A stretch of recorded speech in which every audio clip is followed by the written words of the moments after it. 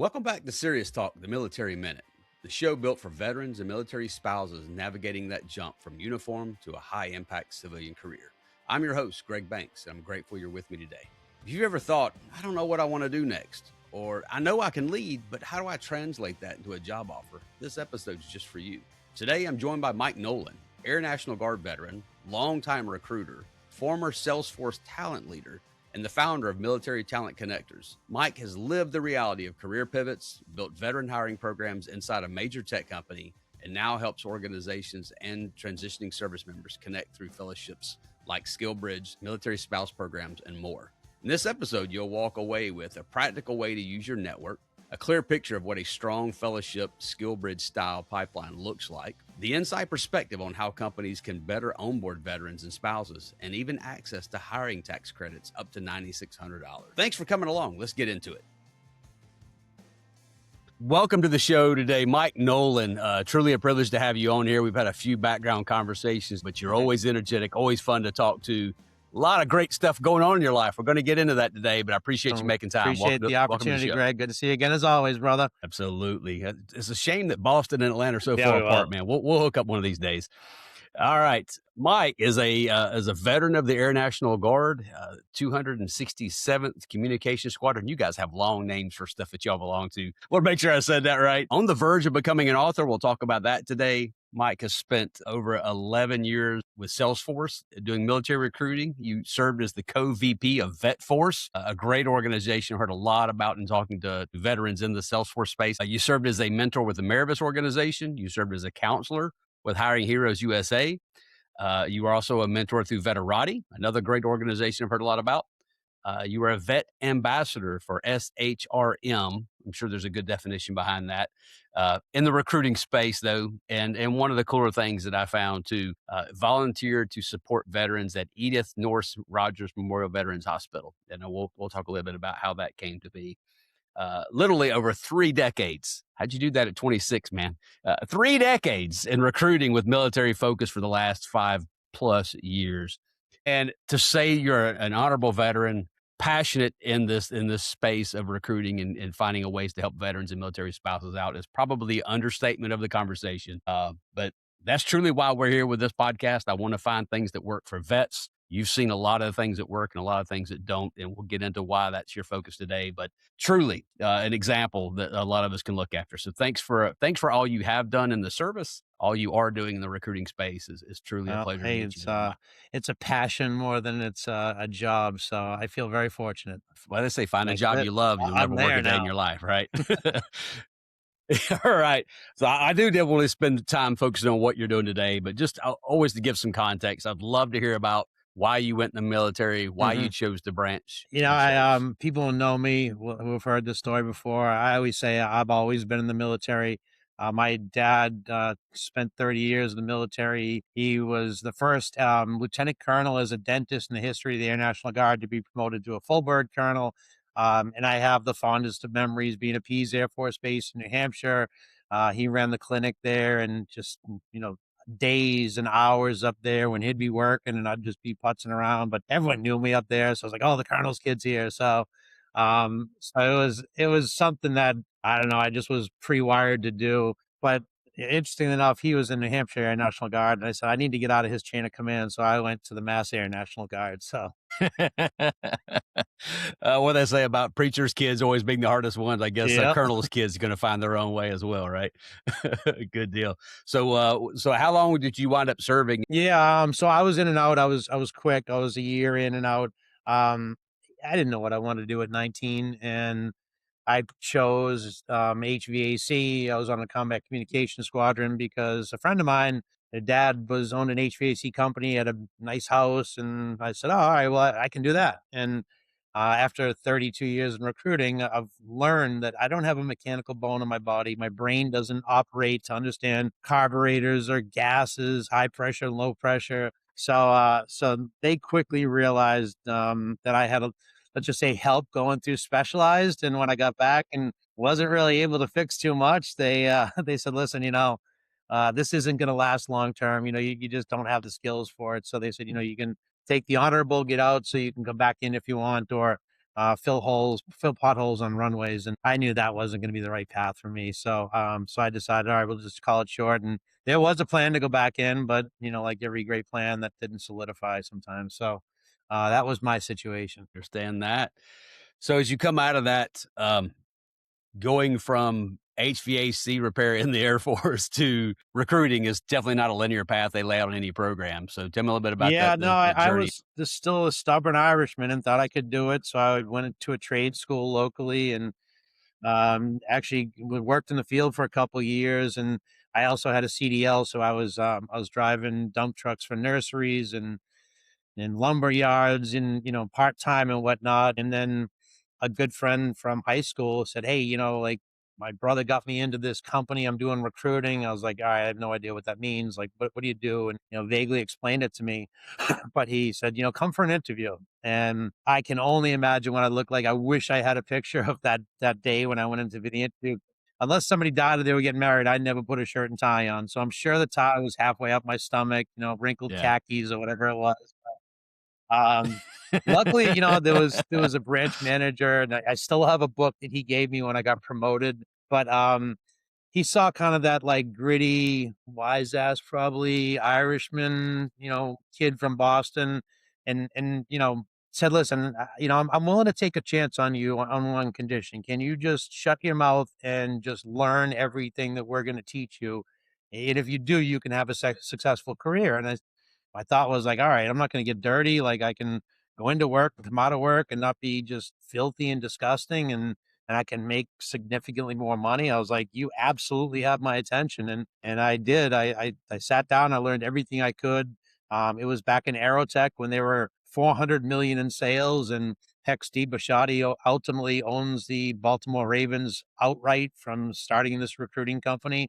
But I was early days on in there, and it was a boiler room environment, but it didn't bother me. Like, I mean, I don't do basic. I had people screaming in my face all the time, so like that didn't really didn't faze me at all. But it was a career Yeah. I got into, and I've never left it. Yeah.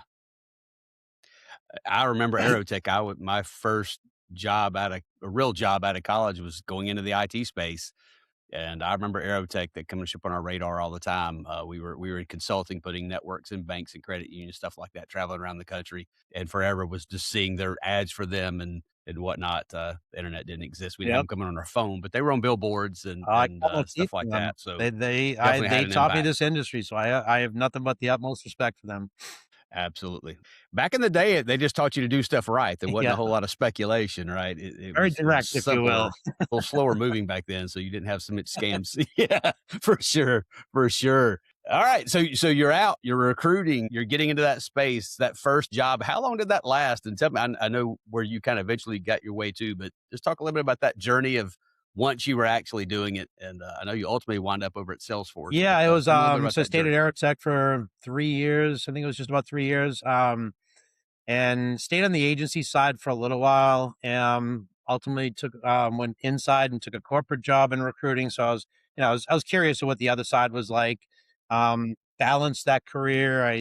I at a small recruiting firm back in the early 2000s for 6 years, and then jumped back on the corporate side for a company that the promises and dreams of pre-IPO stock, where I could retire and buy my Hmm. island, which didn't amount to anything.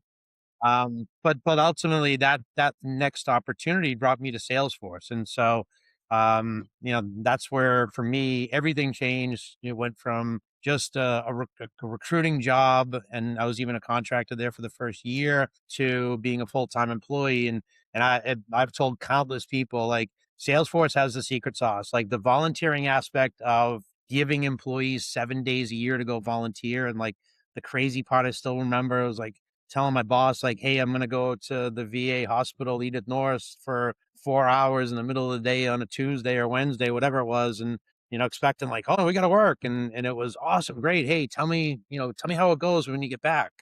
But, having that ability, and like it created a different culture, something I've never seen before. No doubt. I saw an article today that Mark and Lynn Benioff just surpassed $1 billion I believe that. in philanthropy, and you say what you want about the Salesforce ecosystem and some of the stuff in it. But the very first Dreamforce I went to, I heard about this 1-1-1 challenge. And it wasn't just a model he did back in the day because it was good PR. It's something he has stuck as the company has quadrupled and split and grown. And the only thing, he still does it. And every employee gets it. And there's a lot to be said for that. And it's not just the mental health of hey, I get an extra day of vacation. However you embrace that and go do it. A, you're out of the office for a day. B, you're going to go find a way to volunteer at something that means something to you. And I don't care what it is, giving back is always good for the soul. So getting a chance to go do that, but Salesforce, on top of the service time and giving every employee that benefit, they also give 1% of their equity, their money, and 1% of their product. That's how they give to nonprofits and things like that to have Salesforce licensing for free or really, really, really cheap, so that those businesses can use a great platform while not being a huge company that can afford some of the bigger contracts. Worth spotlighting what Salesforce has done there. I did not realize you were a contractor on the front end of that. I hadn't heard that side of it. I mean, not from anybody that went to work there. So you came in day one as a recruiter. That was why they hired you, to recruit people in. Yeah, everyone in talent acquisition there, even still today, they're brought in as contractors and they're converted to full-time employees. Yeah, I kind of had to, but it's all good. I don't mind. Do it. Hey, fair enough. Fair enough. Well, they've got, and it's probably gotten harder. I mean, obviously they've gotten much, much, much bigger, but the space is so cutthroat, and you can do everything right and still flop it if you do it at the wrong time, right? So, okay. So tell me about those. So the role you were in, it was just talent acquisition, not necessarily military on the front side, right? So tell me how that looked and what turned it into military recruiting there. What caused that, and then how different was military recruiting over? So sales recruiting, I enjoyed it. I'd been in the enterprise sales space recruiting for years, so it was second nature for me. I had great leaders that I was supporting. I was building great teams for them, so it was fun, no doubt about that. It's when I became a full-time employee that my boss was like, "Hey, you got to start volunteering," and I'm like, "All right," and then started volunteering. Like, we had hubs within VetForce, which is the military and allied community. So there was 12 hubs that they had formed throughout the U.S. and even international hubs. So I went to the New England hub, which is Burlington and Boston, and started volunteering there. And it got to the point they had elections, and they said, "Hey, we're gonna give opportunities for new people to be hub leaders, and we're creating a global leadership team." So I still laugh because on the hub side, I applied for 2 positions. I didn't get 1 vote. And I was like, I actually knew people here, I thought. And then on the global team, I got elected as the global events chair. So that got me onto the first global team. Did that for 2 years. I got elected as VP because the VP left the company. Co-VP, and did that for 3 months. And then it was funny because I still remember Michael Hallis, the global president. He sends me a message, "Hey, we need to talk." And so I get on a call with him, and I'm like, "Oh, geez, did I do something wrong? Like, what happened?" And he said, "I got 4 words for you." He's like, "Step up or step aside." And I was like, "Oh man, now I did something wrong. Like, what did I do?" And he's like, he's like, "I just got orders. I'm going to Afghanistan." He's like, "I need you to step up or step aside." And so that's where I just took the reins, and overnight had 1,200 people, reporting to me, between directly and indirectly through all 13 hubs. And then over 4 years, we actually built it up to 5,400 employees spread across 25 hubs. But in that position, everyone's like, "Oh, Mike's a veteran. He's a recruiter. Hey, talk to Mike, talk to Mike." And like, I was constantly getting funneled people who were interested in working at Salesforce. And that's where it all kind of clicked one day. I was like, why don't we have a military recruiting program? And I jokingly say I threw a temper tantrum for about a year of stomping my feet and banging on the walls of why we don't need it. And then finally it was, all right, go put a business plan together. And that's where it all came together. And I had the opportunity to not only create, but run that for 5 years. And it didn't make sense because of the size. It was just me for the first year and a half. And then I was able to add somebody on to try and think that I can take on 30, 40 recs and move the needle in any way, shape, or form. So the plan was like, all right, let's utilize SkillBridge, and it was a SkillBridge, MilSpouse, and even though it was Career Forward, but utilize fellowship programs to bring these transitioning service members, spouses, and even veterans into the organization at the good entry points that align with where they are in their career, but give them an opportunity in the right career path that they can be trained, they can get up to speed, and they can have, a viable career path in the foreseeable future. And we had great success doing that. So So that's where it changed very differently, but it's also really where it kind of sparked the passion for me, because I honestly fell in love, and I still Yeah. love doing it, working with transitioning service members and spouses who, come into an organization, like, especially on the transitioning side, like, you need somebody close to you to say, hey, like, culturally, like, do this, don't do this, or hey, we use PowerPoint and Excel, and like, here are some of the basic programs you'll use. So like, if you need any Right. help getting up to speed in those, like, let me know. So that's really where it shifted the passion and even the responsibilities and the role. But that's where I brought it to, present day right now. Yeah, it's crazy. You get on LinkedIn, you look around, and somebody's a life coach, and they're a business coach, and they're I just can't imagine what some people do for a living, but obviously doing this podcast and hearing more about this, I don't think anybody comes out of the military and just looks and says, there's the place I want to go, and lands. And it's not just a job, but a career. Like, first try, first swing, aim for the fences, everything's great. But what I've also learned is there's no silver bullet. Like, no veteran gets to the end and they look at where they are, what they know, even if they don't really quantify what that is, to where they want to go, and even see, they can't see the path, right? They might see the next step or two, but beyond that. But there's things like resume prep, like skill transition, interview prep, how to tie your tie. Yeah, all those things that inevitably become part of what leads up to that first interview. There's a lot that goes into that. So at most opportunities, I'm thinking people go find a job, right? Something that's going to pay the bills while they're working on these steps in their transition path. So let's go ahead and turn the chapters. Let's talk about why you left Salesforce, but let's get right to the chase of what you're doing today, why you're doing it. Sure. Yeah, unfortunately, I was caught up in a reduction in force, and it's yeah, I was a little, it bothered me a little bit. I'm not gonna lie, like, you're ripping my baby out of my hands.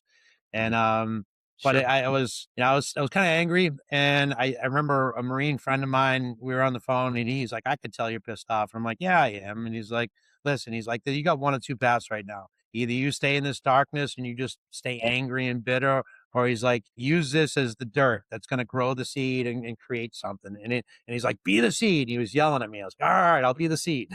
But like, I knew I wanted to continue doing this, so I took a leap of faith, and I've self-funded a company called Military Talent Connectors. We're a full service military solutions firm. Whether as an organization, if you want to create and build a SkillBridge program, myself and my team, I have Shannon Alina, who was the first military spouse that I hired, a Marine Corps spouse.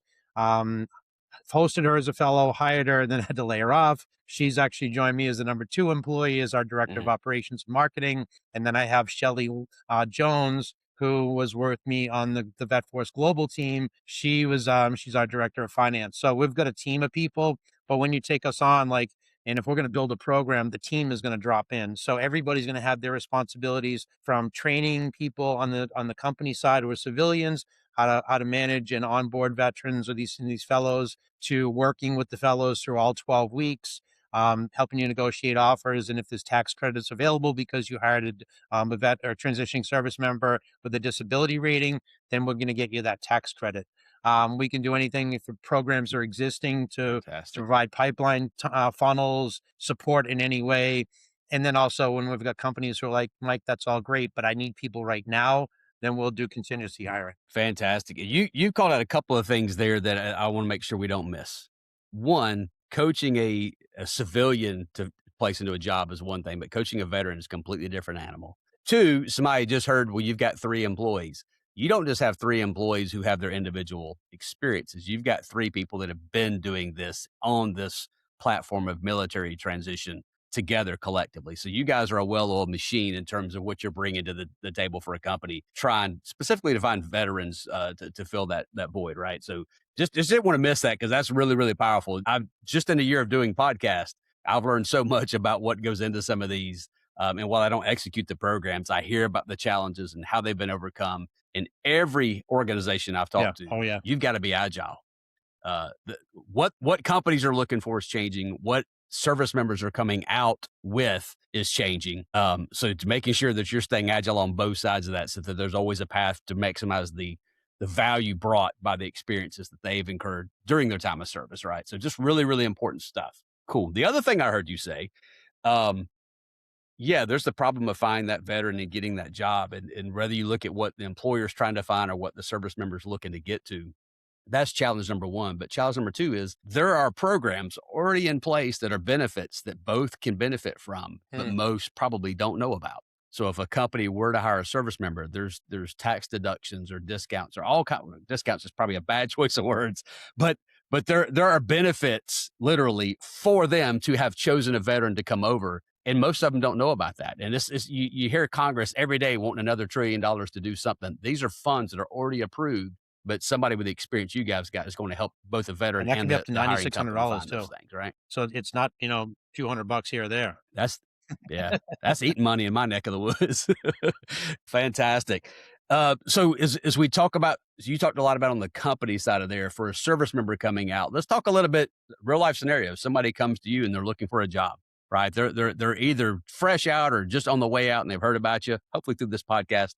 And they want to connect with you. A, how do they do that? B, what would they expect? So the best thing that I would tell everybody is go to militarytalentconnectors.com.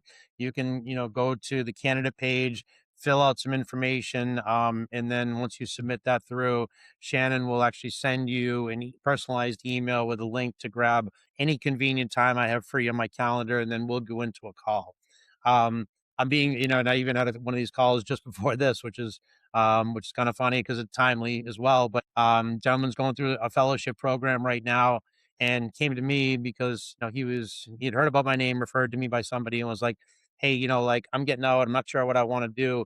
We spent most of the time in the call, probably 90% of it, me talking to him about things that he can do to enable his own success. I gave him resources to help him on that journey to earn that career, that first civilian career.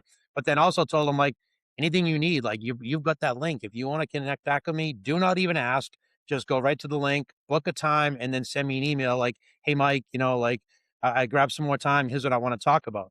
The other 10% is like being very honest. Like, I've only been in business for 3 months. We've got clients who are already giving us business, but I can't be the end all be all to everybody just yet as we're still growing. So I'd rather be transparent, but spend time where I can actually help the individual more than just talking about, pie in the sky of what I could be doing in the future with all these great jobs. Sure. Well, and the one thing that seems to be true in this realm of recruiting and veteran transition is so many times, I hear this a lot on the mentor side, that a veteran comes out or service member comes out, they get mentored. And as soon as they get a little bit of wind in their sails, they jump back in and then they start mentoring other people. Like, this idea of giving back is just something that I don't know what they do at boot camp, that of all the things they teach you, that seems to be something that's really, really common in service members and mil spouses for that matter. I mean, mil spouses just eke by forever, just wondering, is the service member come home? Where are they? What are they doing? We're gonna have enough money. Where's this? What? Oh God, we got to go register the kids. They PCS this again. All the stuff they go through, they still want to give back. So there's something beautiful about this community, and to hear how you guys have taken. The one suggestion I make to people as well is when you're talking to a veteran, you're going to run out of us because we're only 1%. When you're asking for referrals, because sometimes you could find military spouses, but you're missing one big area, and I jokingly call them the Casper the Friendly Ghost, military allies. You're not going to see it on their LinkedIn profile, but this is where you're going to have to say, hey, is there another veteran, military spouse, or even a military ally I could talk with? Because this is where you're going to get the people whose parents, siblings, whatever it may be, served, and they didn't, but they have the passion and they would stop their day as well. So that's one little tip that I recommend to people, because you'll find people that you'd never see before. Yeah. And I want to further clarify that doesn't mean go on LinkedIn and look for people that have served and connect to them. Right. I'm not saying don't do that, but that's not the end all be all. Go to your local VFW, go to local ceremonies, Veterans Day, Memorial Day, whatever those things are. Yeah. Go find live bodies that you can connect to. Buy them a cup of coffee. Right. I understand on coming out, like, you're just trying to survive there in the beginning, but it costs. I have not found a veteran yet, even though I didn't serve. I've not found one yet that if I sit down next to them, how are you doing? Tell me some of your story, that they're not willing to talk. Yeah. And that costs you nothing but time. And the benefits of that, because everybody's at a different place on that journey. So if you can connect in that way, man, you got a friend who's literally going to go to war for you. And you never know when you're going to make that connection. I came across this guy, a friend of mine told me about him, Dynamite Dick Thompson, Vietnam vet. I don't know if you've come across this guy. He goes to my church. Like, I've seen this guy. Like, I'm on the safety team at our church, and like, we had no idea this guy's on our team, and he's just sitting here not saying a word. But there are people in your community Yeah, go watch. He was on. He's been on Jocko 3 or 4 times. He's been on Sean Ryan a few times. That dude has done some stuff. I want to go sit down with him, and really, he runs an organization right here in town. But I just really want to learn from the stories of this generation. One, I don't want it lost. Two, I want a chance to thank them because I'm somebody who does nothing but benefit.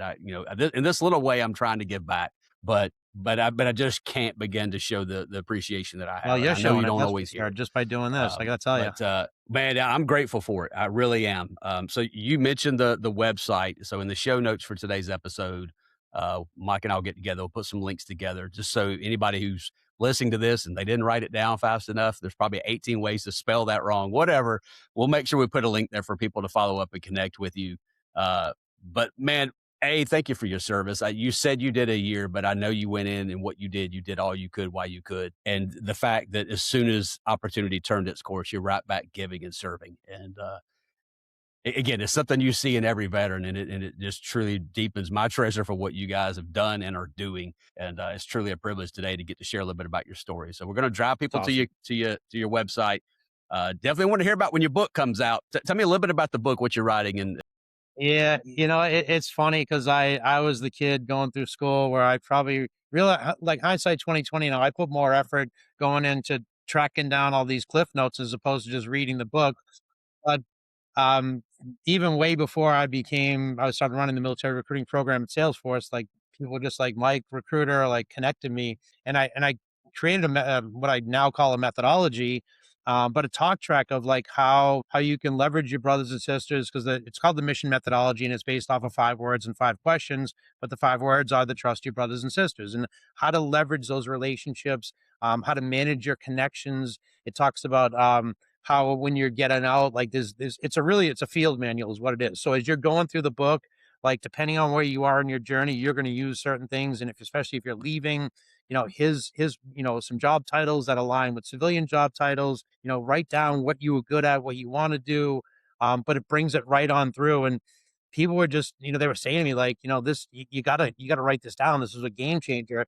And I would see it when they would, post the thank you notes announcing they've moved to a new job, and they'd be tagging a dozen people there. And they, for a while, people were just like, you got to do this, you got to do this. And then finally, last April, I just sat down and, I wish I could say pen to paper, but it's more of, fingers to the keyboard, but just started writing. And I'd say we're probably about within 2 months of getting it complete. And yeah, this was something I never thought I'd do, but it's been an awesome journey. And Shannon's been helping me a lot on this, and I'm proud of what we're going to be putting out. Fantastic. Well, I've got this is something I've been working on my side. We have something called Sales Reach, where I can list artifacts. So if you're in the show notes and you connect to our company, Serious Solutions, it's going to take you to my page. And in there, we're promoting organizations that are doing things for veterans. So your company is going to be listed on that site as one of those things. But once you get a link out for the Amazon link to your book or whatever, let me know. I'll be glad to put that on there. So this sounds like a double benefit. If you're on your way out, this is a manual for you to learn from and things you can be doing.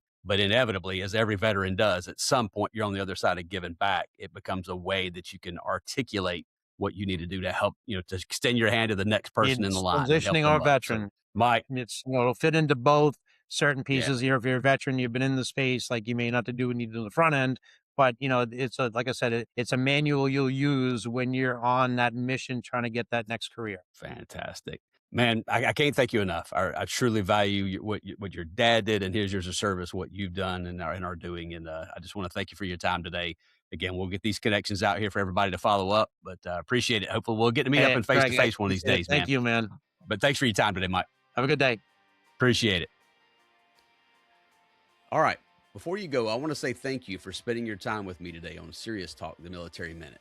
If this conversation helped you, if it gave you clarity, confidence, or the courage to take one step, do me a favor, follow or subscribe to the show and leave a quick review.